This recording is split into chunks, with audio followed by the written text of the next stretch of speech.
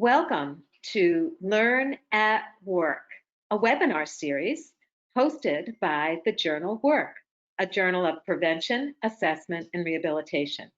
I'm Karen Jacobs. I'll be the moderator of this webinar, and I'm the founding editor of Work. So welcome. I'm going to turn the webinar now over to Diana, who is our guest speaker, and Diana will introduce herself. So Diana, welcome. Thank you very much, Dr. Jacobs.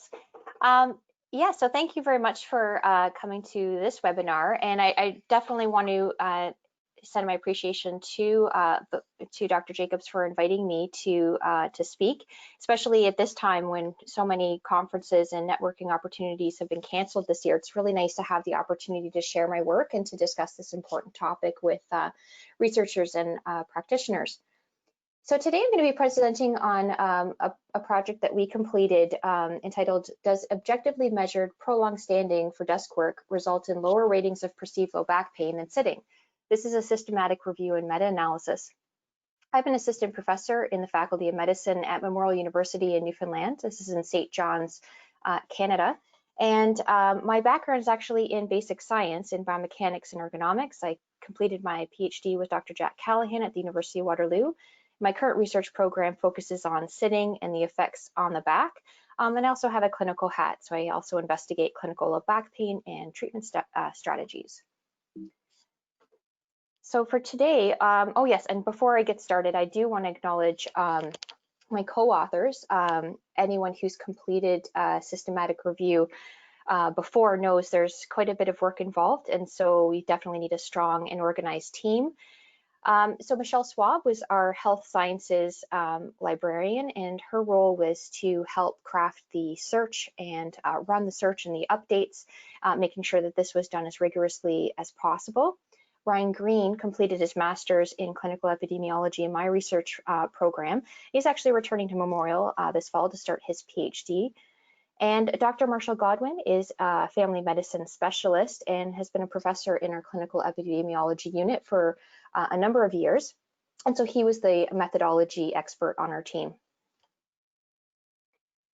So for today's webinar, I'm going to start off by giving a background on sitting and standing postures, and then step through our systematic review and meta-analysis, and end off with a discussion of our results and some implications for the field, and then we'll have some time for questions at the end. So it's no surprise to anybody that work has evolved substantially throughout history, from being very active and labor intensive to becoming quite sedentary. And we know now globally in developed countries that workers are sitting for the majority of their workday, and they're not making up activity outside of that. So they're sitting both at work and at home. Desk work has been central to work for, over the past 100 years. And as you can see, it hasn't really changed too much in terms of its importance. So we are, a large number of our occupations are tied to desk work in some way, even though our ergonomic furniture has obviously evolved to have a lot more adjustability, and our inputs or the technology that we're interfacing with has obviously changed to be different. But the importance of what we're doing or being held to working at a desk has largely stayed the same. Something has changed though in the past 10 years. You probably all recall this explosion of media messaging around sitting and its relationship with negative health consequences. So around 2012, we saw messages like sitting is killing you and sitting is the new smoking. And these are quite prevalent and caught everybody's attention. So in terms of the average person, it brought to mind the fact that sitting and what they might be doing a lot of could potentially not be good for them. And that might have even scared them. This was some pretty strongly worded messages. In terms of our research community, we had, an impetus for all these great research questions to start to study, which rightly so. We want to make work safe and healthy for individuals. And then in terms of ergonomic design and innovations, and for practitioners, you're left with, okay, what do we do with this? Should we be sitting? What else could we be doing? And that definitely propelled our design into, alternative postures for work, or interventions that we can do both in workplace design in the environment, but also in desk design in order to maybe limit sitting. So it's not uncommon to see in our workplaces, and again, depending where you are in the world and the type of company you work for, to see, the ability to have a desk to sit at, or maybe the standing desk to work at, or a sit to stand desk that will do both and go up and down. And then of course, it's now post-COVID 2020, where we've largely swapped these nice adjustable workstations for our kitchen tables and desks in our bedrooms with children climbing on top of us. So the conversations we might be having next year and in the years to come might be a little bit different. But for now, and for this webinar, we are going to talk about our decisions around sitting and standing at work. And that is definitely what led to this project. So as I mentioned, this media messaging came out largely around 2012. And as you can see, I just went into PubMed. I pulled up all the articles that were published in the sedentary behavior and health realm since inception. And you can see that we've had, since 2000, the steady increase in the research that's been happening in this domain.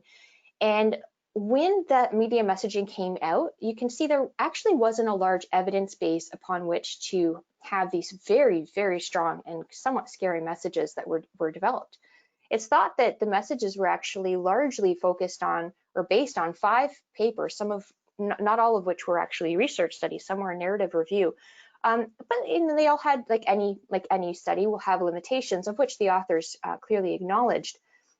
So it's pretty safe to say that the messages that were given were not necessarily evidence-based upon which they were actually based on. Now, as you can see, going to 2020, we've had, like I said, an explosion of research in this domain. So we're seeing over 1,000, 1,500 articles published a year, and we have a much better understanding of this relationship. Now, we can be a lot more confident in saying that there is an association between sedentary behavior, of which sitting is a part of, and negative health consequences like some cancers, cardiovascular disease, metabolic disease, and dying from any cause, all-cause mortality. But it's still associations. There's still lots and lots to be learned in this domain. And we'll talk a little about that a little bit as we go on. But I just wanted to set that up, as that was the what was going on behind the scenes for this movement to try to get people, or to limit the amount of sitting that we were doing in the workplace, and how standing desks became more prevalent or more common, or the push to have them into our workstations. So we can see here that standing is a different posture than sitting, for sure. And standing is kind of the most logical way to get away from sitting if you still have to be interacting with your desk work, for sure. But I want to highlight, even though these are different postures, there's still a question of, what's better? Are we reducing our risk, or are we just swapping out one issue for another? Or even worse, are we potentially going to exacerbate the problem, or even potentially introduce a new problem? And that's something definitely to be thinking about. So let's think about these postures and the effect that they have on the body, at least from what we know from some of the basic science work. Like I said, sitting and standing, definitely 2 different postures, I agree. What you see here on the left is it's a person moving through the range of motion of the spine from flexion to extension, so in the sagittal plane, and they have flexion and extension mapped out on the x-axis, and force will be on the y-axis. And you can see the dotted lines kind of roughly give you an idea of kind of the neutral zone. We talk about the neutral zone as the range of any joint where we have minimal forces on the tissues. So you can see that in sitting and in standing, these are both non-neutral postures for the spine. Sitting is predominantly flexion-based, and standing is an extended posture. So they're both, once we look at the forces, actually going to have, increases in force and stress and strain on different structures in the spine. They're different, and they're going to affect different pieces of anatomy, but you still have a force loading profile going on there that we have to be mindful of. The other thing that's happening when we're static and we're sitting or standing is we always have gravity acting on our bodies, and that doesn't change whether we're sitting or standing. And this constant static load, especially if we're not moving around, so the constant load of gravity is being applied to our spine, and that can be an issue in part because the tissues in our spine, in particular the intervertebral disc, it stays healthy by having a varied loading scenario. So hydraulic pumping is what keeps those cells healthy in the intervertebral disc by fluid shifts, where you have a net shift out of the disc with compression, and then as it's unloaded, you have the fluid come back into the discs, and that's how we can cycle metabolites, etc. In standing, we have this additional balance challenge where we're going to have more muscle contraction around our core to maintain balance, and so we actually will have even more compression along the spine to maintain that. And again, this all comes down to how we're doing this, how we're sitting, how we're standing. So if we're fairly still while we're standing, we actually have a static load, and that doesn't change whether you're in sitting and standing. It's just going to change where those loads are going to go. Both standing and sitting, again, because we have gravity acting on our body, has this effect on our vascular system, in which we have a tendency to pool fluid into our legs when we're not moving around or when we're upright. And usually it's our big muscles in our calves that help with venous return when they're contracting. But if we're not moving around, we're going to see venous pooling or leg swelling. And potentially this might be worse in sitting. You do have flexion at the hips and the knees, which obviously is going to add some extra variables there. And of course, depending on comorbidities, this could be a bigger challenge for some people. But it doesn't change the fact that if we're static, we're going to have these issues. And we do have studies that have shown that sitting will lead to swelling, and this can be reversed with walking, with moving around, and with movement.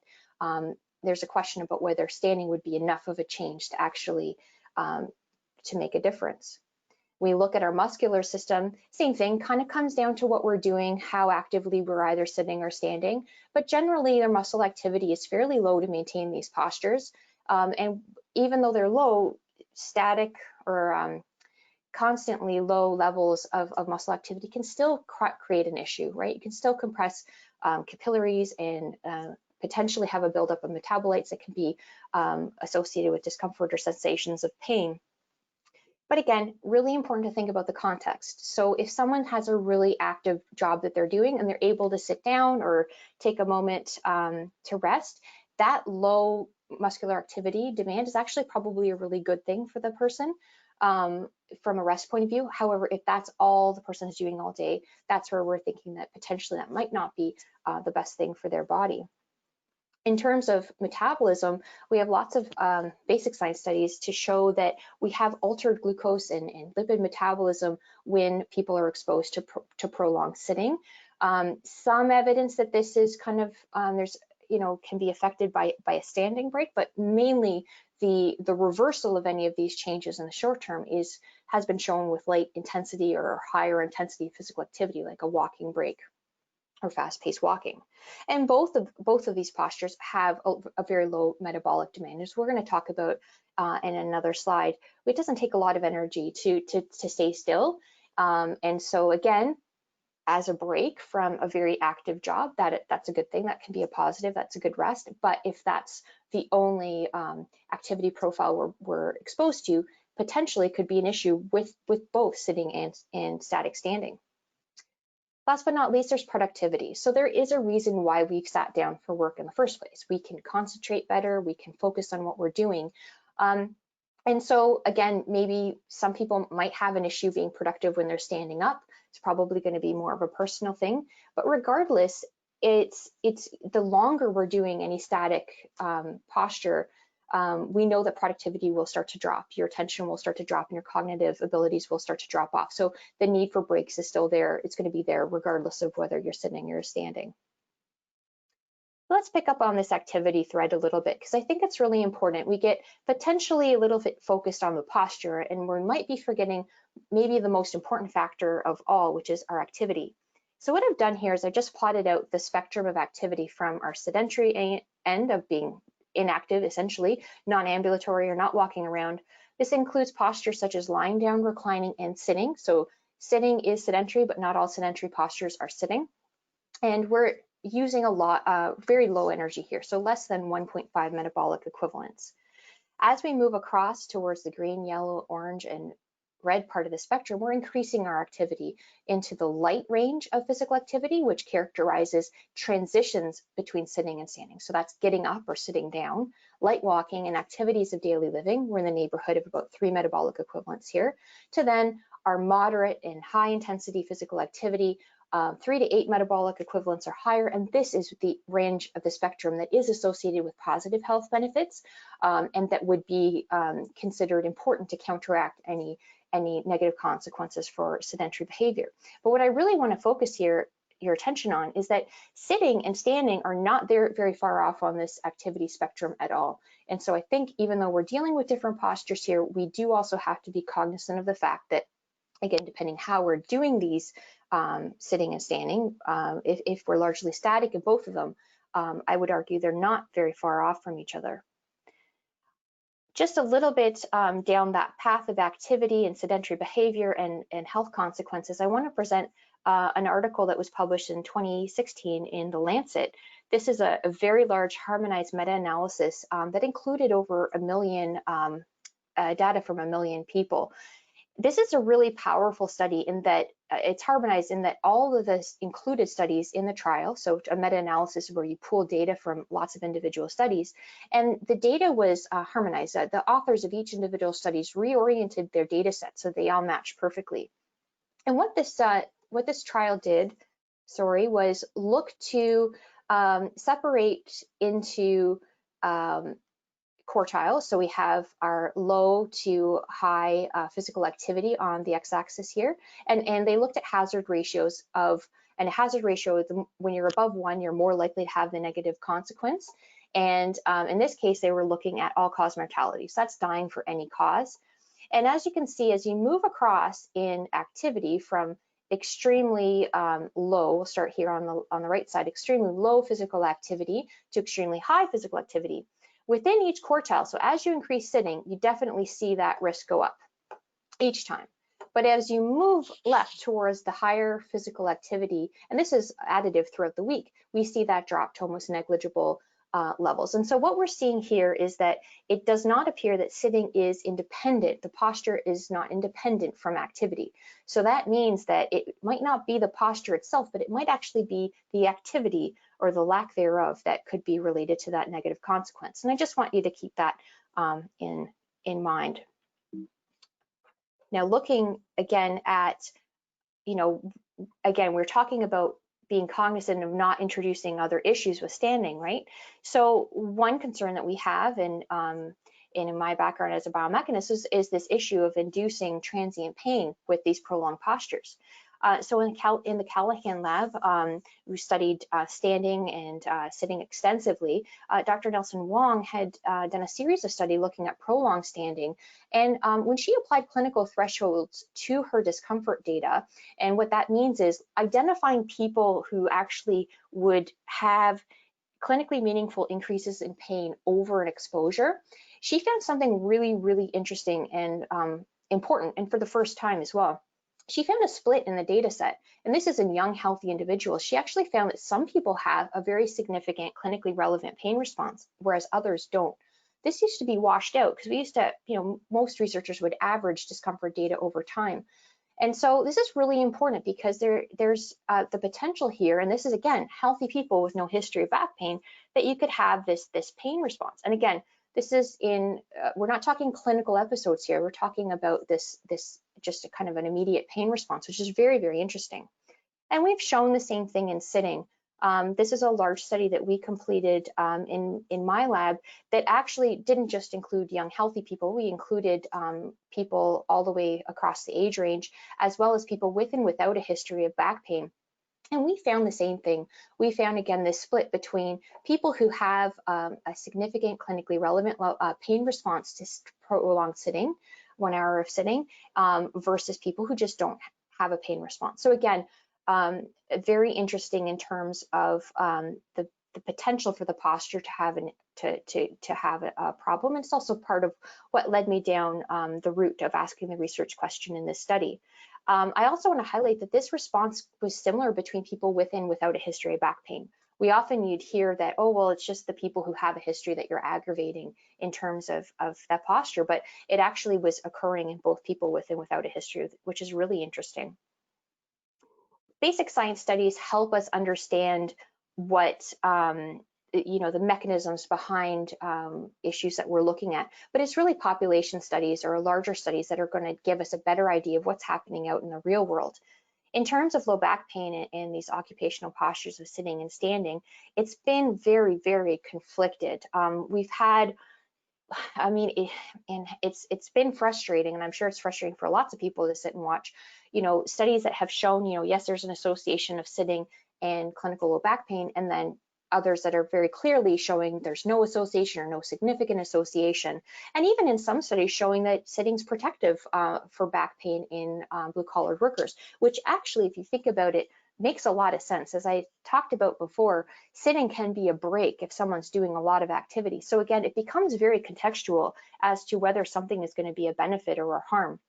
And again, we talk about low back pain anyways. This is such a multifactorial, complex clinical condition that you can see how it becomes very difficult to tease these associations out in these larger studies. Other issue is that now this is starting to change as we have the advent of a lot more activity sensors. So a lot more of the studies now are going to actually have objective measures of activity, but a lot of the earlier studies, they weren't able to do that. So they were limited in that they would look at someone's occupation and infer activity, like an administrative assistant versus a nurse, and you must sit more, you must sit less, or based on recall. And we know that these tend to underestimate exposures. And when you don't have a good relationship between the exposure and the outcome you're looking at, obviously that's going to make it difficult to tease it out. And that goes for both the sitting and the standing literature. Now, in the standing realm, we definitely have a clear picture that prolonged standing at work tends to be more associated with low back pain. There definitely has been some of the same conflictions in the literature, but it's looking a little bit more clear that standing is associated with back pain at work. And it's again, there was just a study published that looked at static standing and people who actually could walk while they were having to stand or as a break from standing in blue collar workers, and did find that this actually reduced back pain. So again, it kind of matches up with what we've been seeing all and what I presented on the previous slide in terms of activity and having a balance. But this is really what led to the research question in this paper. And again, it came down to the idea of needing to look at a good relationship between the exposure and the outcome. And so I'm really interested in exposure of these static postures, sitting and standing, and the outcome of perceived pain, because obviously that's what we were seeing in the lab. I want to clarify that this is not actually going to be related to clinical episodes of pain, because we dealt with a healthy population, but just this idea of, can it actually induce pain? So our research question specifically was, does objectively measured, and this meant either by a laboratory controlled time trial, a direct observation like a video recording, or a wearable sensor, are exposures of prolonged desk work while standing, do they result in lower perceived back pain compared to sitting? We considered something to be prolonged if it was greater than an hour. We looked at both upper or lower back pain, but it had to be determined by some sort of pain scale rating. Our population was healthy adults with no history of back pain, adults being greater than 18 years of age. So we had a very specific research question. And we used a systematic review and meta-analysis designed to answer this question, because it has the strength of being able to go back to the literature and pool data where you have a better chance at answering your question, especially if you're dealing with studies that had small sample sizes. For our methodology, we followed the PRISMA guidelines, and we had obviously our health services librarian on our team to help develop and craft the search strategy in conjunction with our content experts. We searched for databases from inception up until September 2nd, 2018. We had a very broad search, so we had very few limits on the search. We included observational studies as well as randomized controlled trials if they were there, and we considered sitting and standing in any context, so not just work. We had a double rater, blinded rater at all stages. So for the title abstract screen, the full text review, quality assessment. We did this separately and came together to make sure that we met. There was a third reviewer available if there was any discrepancies. We completed a quality assessment on all of the included studies using a critical appraisal checklist from the Joanna Briggs Institute for cross-sectional studies. And our plan was to pool perceived pain data as a continuous variable from the included studies with a random effects model, looking at standardized mean differences, and we assess heterogeneity, or how different studies were from each other, with the chi-square test and the I-squared statistic. So what did we find? Well, our search identified 208 individual papers throughout all of the databases. There were 93 exact duplicates that were removed, and we did identify one additional source by screening through all of the references of papers. So after the duplicates were removed, we had 116 articles that we screened for their title and their abstract against our inclusion and exclusion criteria. And largely, we had most of the studies that we looked at were not related to our research question at all. You can see the second two most common reasons for not including a study were because it either didn't have a comparison group, so we did need studies that actually had a sitting trial and a standing trial to compare, and we needed some sort of measure of back pain at the time of the exposure. So those are the two reasons why studies were excluded. We had four full text articles that satisfied our eligibility criteria, and we did end up excluding one of them at the quality assessment stage, and not because of quality, but because upon further inspection, we determined that because they had actually looked at comfort and not discomfort, our team met and decided that we weren't confident that comfort was the opposite of discomfort. We couldn't just invert those data. And so we excluded based on that reason from our review. So we had 3 studies that we included in our qualitative and our quantitative synthesis. The studies were largely from North America. We had Karakolis, Barrett, and Callahan, Lee and Maras. These 2 studies were done in 2016. The Seo et al. Paper was actually from Japan, 1996. The Chester paper in 2001. This was actually the paper that we did end up excluding because they used comfort and not discomfort. All of these studies used a 1-hour exposure to standing and sitting. They had separate trials that were not confounding for each standing and sitting. They were all laboratory control trials, and they used young, healthy participants, and they all actually had quite small participant pools from around 12 to 24, and only one of the studies balanced for gender. Using our critical appraisal tool, we were looking for 9 criteria for quality, and we had found all of the studies to have acceptable design and quality. All of the studies that we included actually had a within control design, so there was no separate control group, but each condition was controlled for internally. So we considered that criteria not applicable in this case. And again, the Chester paper was excluded based on the fact that discomfort wasn't included as a variable. So we looked at our results for our meta-analysis, and we have essentially, so just to orient yourself here, so here's our included studies here. We have the mean and standard deviation and the total participants for the prolonged standing and the prolonged sitting condition. Some of these studies had additional conditions. We only looked at standing and sitting to compare the 2 of them. So the combined pooled sample here, we're dealing with 56 participants. We looked at standardized mean difference just because the way pain was rated was on different scales, so that adjusts for that. And our result here shows what we found for the total effect. So just to orient yourself, this line here at the 0 on the scale shows a line of no effect. To the right, we're looking at a comparison of standing compared to sitting causing more pain. And on the left would be standing compared to sitting causes less pain. So standing causes less pain compared to sitting. What you see here is our studies. So we have the mean and the confidence interval for each. And you can see that the Lee and Maras paper is kind of off to the side in the standing does cause more pain camp. But if we look at our overall effect, it is crossing the line of no effect. And so essentially that means that there's no difference. There's no effect. So we found that standing doesn't cause any more pain compared to sitting. And in fact, they both actually cause quite a bit of pain. Now, we did have significant heterogeneity, and some would actually argue this shouldn't be combined. We thought that this was actually largely driven by the fact that the Lear study did include a backrest, which potentially could make a bigger difference between discomfort in sitting compared to standing. Is actually what their study shows here, right? Because they're sitting over here. And so we decided to investigate this a little further, and we ran a subgroup analysis where we dropped the weighting of the Lear, so we effectively dropped it out of our model and reran it again.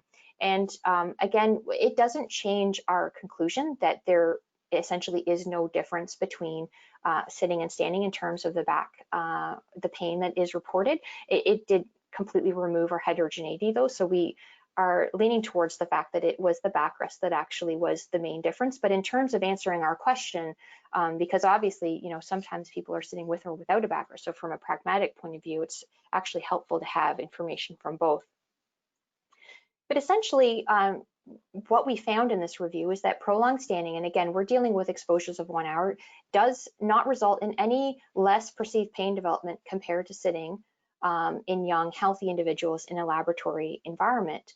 And actually, both postures induce transient perceived pain, with both the Lear and the Decarvalho paper demonstrating significant or clinically relevant increases in pain in some cases.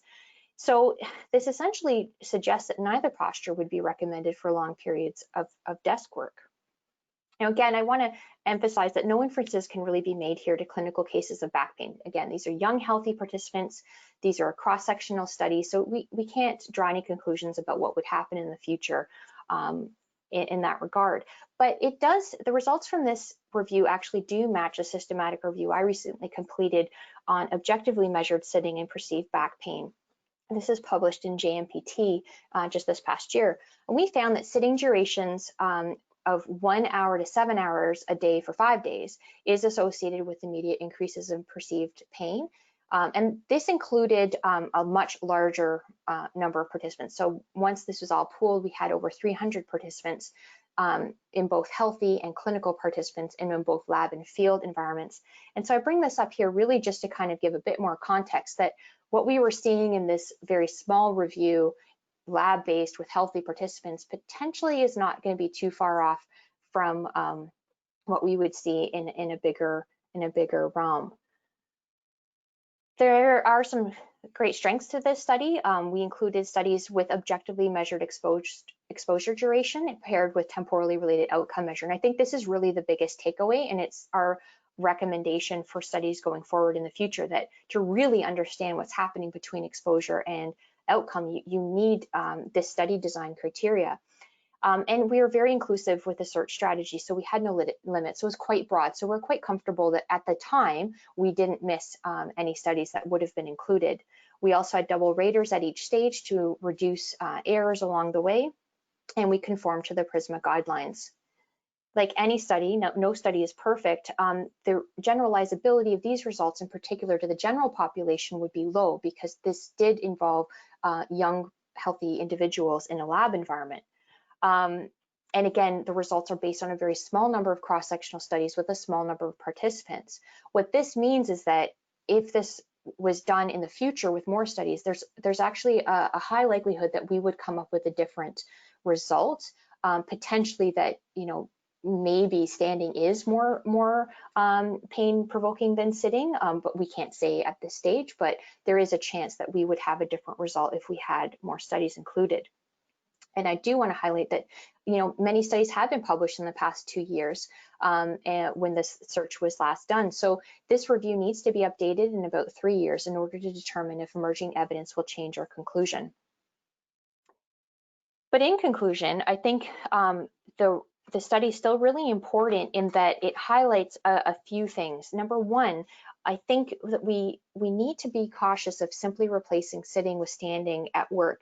And in particular, perhaps being careful about focusing only on posture in terms of, especially with the emerging research that we know now about the impact of activity.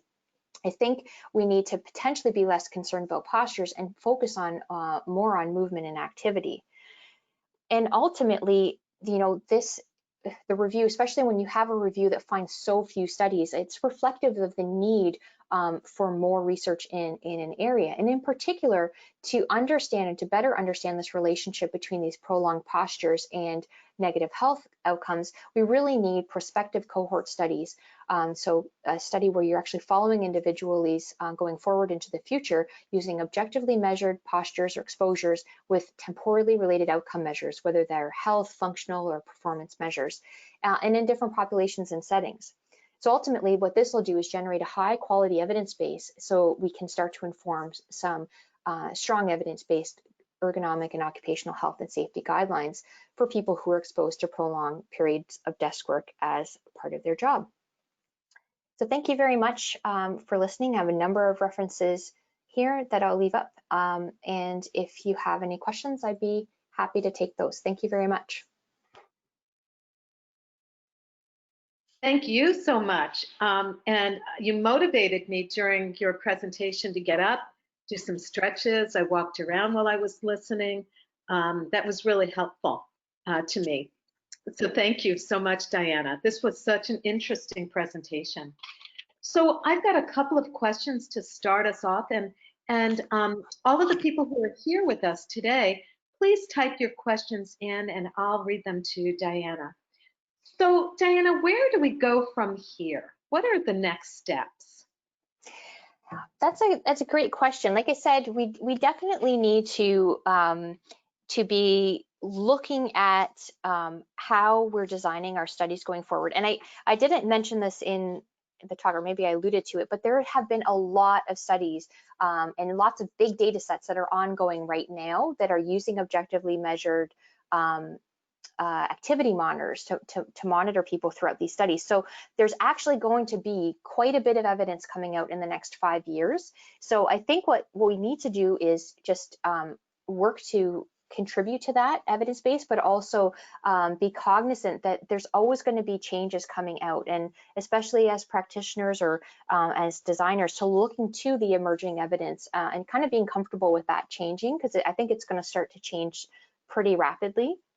But it also, I think, means that we need to look at what we can do right now. I think there's strong enough evidence to show that it's activity and movement that we are needing, and so I think we need to get creative with how we can include that into the workplace, whether that's through breaks or different work strategies. And again, all of this is kind of upended because now who knows what people are doing as we're working from home, but yeah, so there's so much to be done. Yeah, and COVID has made it so challenging, and to see what the new normal or the new workplace is going to be like is going to be interesting. So we've got a couple of questions. Nari said thank you, and said, do you have any further plans to study people who have medical complications? For example, someone with a low back pain, with varicose veins, that feel perhaps more comfortable sitting or lying down when working? Yeah, it's a great question. And I think it's always by nature of just the way we science is very iterative, and we have to start kind of with the healthy situation to really understand what's going on before we move into any of our clinical conditions. But definitely we've started to do that. So our first large data set that we actually made a point of including people with a history of back pain. I think the only criteria was they weren't in active pain on the day that they came in.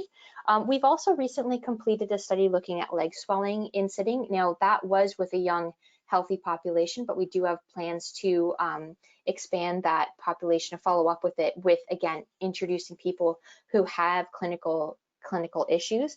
And I think again you raise a really great point when it comes to the individuality that we need to be focused on. Like all of our interventions, they really have to be person-centered.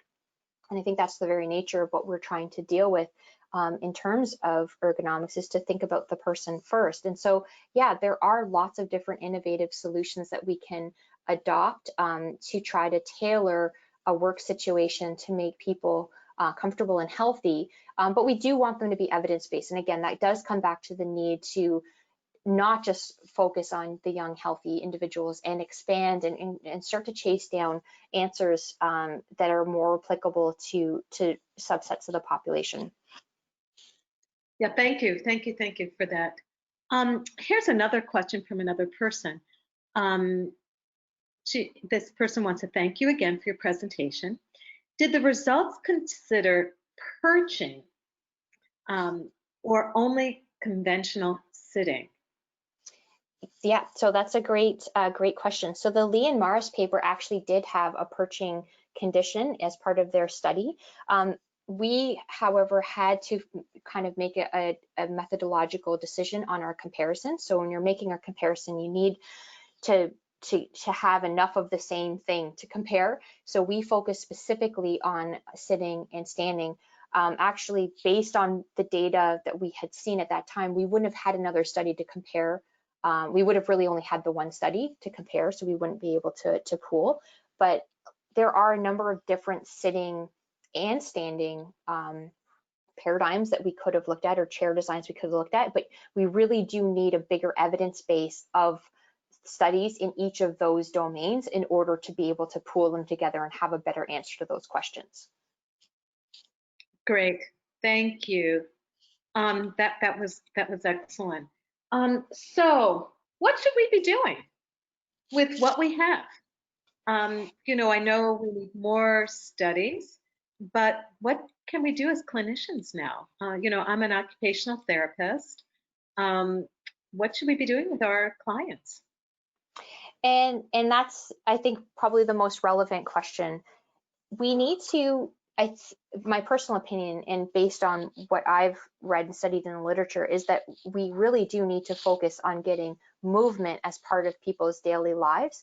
And we need to be cognizant of the individuality of people, not just their clinical conditions, but even, as you can see from our basic science work, we're seeing that some people have these very different responses to these postures. And so, you know, having a conversation with people, and, you know, just because it says, oh, sitting is not associated with back pain or standing is not associated, doesn't mean that the person in front of you might not have a pain response to it. So looking at the individual and trying to tailor both, you know, movement out of or into certain postures that are more comfortable. But I think the most important thing is, and this is the million-dollar question, is how do you get people to be more active? How do you change those behaviors? Because we're not talking about just being, you know, getting up and walking across your desk office and, you know, walk to the printer and to the bathroom. This is all fantastic, but we actually need people to be getting higher amounts of moderate to intense physical activity back into their week. And this can be cumulative. It doesn't mean hitting the gym every day necessarily. There's lots of ways people can get active, whether it's cleaning a house or shoveling snow or going for a fast-paced walk. So I think it's going to become incumbent, and I think a lot of companies are getting on board on that, on wellness, workplace wellness, not only for the physical benefits, but also for the mental benefits of having and helping our individuals get more activity back into their life, because I think it's going to be most important, regardless of whether they've chosen to sit or stand at work. Yes, I totally agree. And, you know, I could use this as an example for myself during COVID, where, you know, I was physically isolating or distancing and had to figure out how within my confines, I live in the dormitory, could exercise. And what helped me a lot in, you know, working from home was establishing a routine and looking at what I had in my home. So if I didn't have weights, you know, I took out some cans and lifted them, you know, started using a yoga app. So I think people need some guidance, but it's something that we all can establish at the workplace, wherever it might be, to be active. Yep, no, for sure. And I think we're going to see some positives come out of this whole experience that we've been put through, because just as you said, there's lots of creative solutions to everything, even, doing things online. I've noticed there's been, a lot more people engaging with online led physical activity that they can do at home. It's forced workplaces to become more creative and understanding of their employees. And I think we're going to see some positives come out of this, and that we can potentially have some more creative solutions for the workplace that are hopefully going to come out of this otherwise really terrible situation. Diana, I totally agree. So in our last few minutes, unless some of our other attendees have questions, what's your take-home message for everyone? I think the take-home message is to, again, be very careful about just a quick fix. It's so easy to focus on sitting as being bad. And again, that we have a lot of fear around sitting that's been created. But I really want to stress that I don't think it's necessarily the posture. That's just a portion of it. I think we need to be careful of just swapping something for another thing. We have to be careful and look at, can this change that we're going to implement, is this also going to have, is it going to have unintended consequences? And also, maybe we need to start thinking about posture and activity, not just the posture itself as being part of the issue, but how do we get potentially the most important variable, which is activity, back into our everyday lives. I love that. And thank you for presenting this very informative webinar. And I have so many takeaways from it that I want to share with the people that I see as well in practice, as well as the students who I consider as workers as they return back to school. That's important.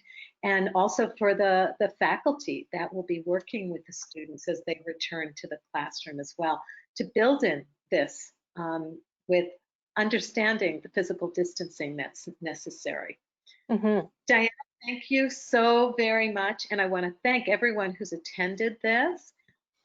This will be a recording on the Work Journal website, which is located at workjournal.org. So thank you again, Diana. Thank you very much for having me.